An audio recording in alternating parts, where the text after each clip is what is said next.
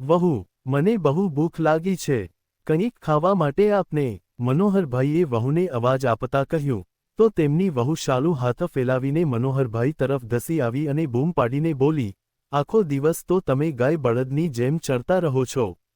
શું હું આખો દિવસ તમારા માટે જમવાનું જ બનાવતી રહું? તમારા કરતાં તો એક ગાય પાળી લઉં એ સારું. ખાવા પીવાનું લેશે, પણ ઓછામાં ઓછું દૂધ તો આપશે. તમે તો સાવ નકામા થઈ ગયા છો. મનોહરભાઈ ચૂપચાપ તેની વાત સાંભળી રહ્યા હતા. તેમના ચહેરા પર પીડા અને ઉદાસી સ્પષ્ટ દેખાતી હતી. શાલુના આ અચાનક મેણાએ તેમને અંદરથી હચમચાવી દીધા, પણ તેઓ કંઈ બોલી શક્યા નહીં. ઘરનું વાતાવરણ અચાનક સન્નાટામાં ફેરવાઈ ગયું અને શાલુનો ગુસ્સો સાતમા આસમાને હતો. વહુના મોઢેથી નીકળેલા આ શબ્દો સાંભળીને મનોહરભાઈ જાણે જડ થઈ ગયા. તેમના કાનમાં આ વાક્ય વારંવાર ગુંજવા લાગ્યું. એવું લાગ્યું જાણે કોઈએ તેમના વર્ષોના સન્માન અને ત્યાગને એક પળમાં માટીમાં મેળવી દીધા હોય. તેમના હાથ સહેજ ધ્રુજી ઉઠ્યા અને આંખોની ચમક ફીકી પડી ગઈ. તેમણે માથું નમાવી દીધું. દિલમાં એક અજીબ વેદના થતી હતી. મનોહરભાઈના મનમાં વીતેલા વર્ષોની બધી યાદો એકસાથે ઉભરાઈ આવી. તેમણે જીવનભર પરિવાર માટે મહેનત કરી હતી, દરેક જરૂરિયાતને પોતાના પહેલાં રાખી હતી. પણ આજે પહેલીવાર તેમને લાગ્યું કે તેમનું હોવું જ જાણે બોજ બની ગયું છે. તેમની આંખો ભીની થઈ ગઈ, પણ તેમણે કોઈની સામે આંસુ પડવા ન દીધા. ચૂપચાપ તેઓ પાસે પડેલી ખુરશી પર બેસી ગયા અને દિવાલ તરફ જોવા લાગ્યા, જાણે પોતાના તૂટેલા મનને સંભાળવાનો પ્રયત્ન કરી રહ્યા હોય.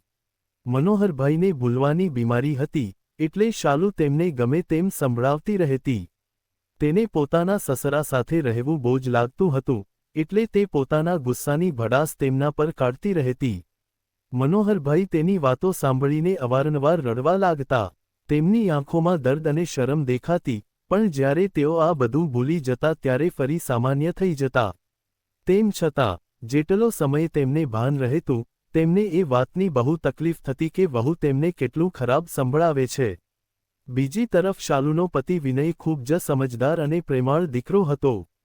તે તેના પિતાની સેવા કરવા માંગતો હતો અને પત્ની પર પૂરો ભરોસો કરતો હતો કે તે તેની ગેરહાજરીમાં પિતાનું ધ્યાન રાખતી હશે. એક દિવસ મનોહરભાઈને પડોશના રસોડામાંથી ખીર બનવાની સુગંધ આવી. તેમની આંખોમાં ચમક આવી ગઈ. તેમણે ધીરેથી કહ્યું, વહુ, આજે ખીર ખાવાનું બહુ મન થાય છે. તારી સાસુ બહુ સરસ ખીર બનાવતી હતી. પણ જેવી વહુએ તેમના ચહેરાની ખુશી જોઈ, તે ટોણો મારતા બોલી, આટલી મોંઘવારીમાં તમને ખીર ખવડાવવાનો શું ફાયદો? ચૂપચાપ જે સૂકું ભટ્ટ મળી રહ્યું છે, તે ખાઈને ગુજારો કરો. મનોહરભાઈની આંખોમાં આશા અને પીડા બંને દેખાઈ આવ્યા. તેઓ ચૂપચાપ ઉઠીને બહાર ઓટલે બેસી ગયા. ત્યારે જ પડોશમાં રહેતી પૂજા તેમના માટે એક વાટકીમાં ખીર લઈને આવી.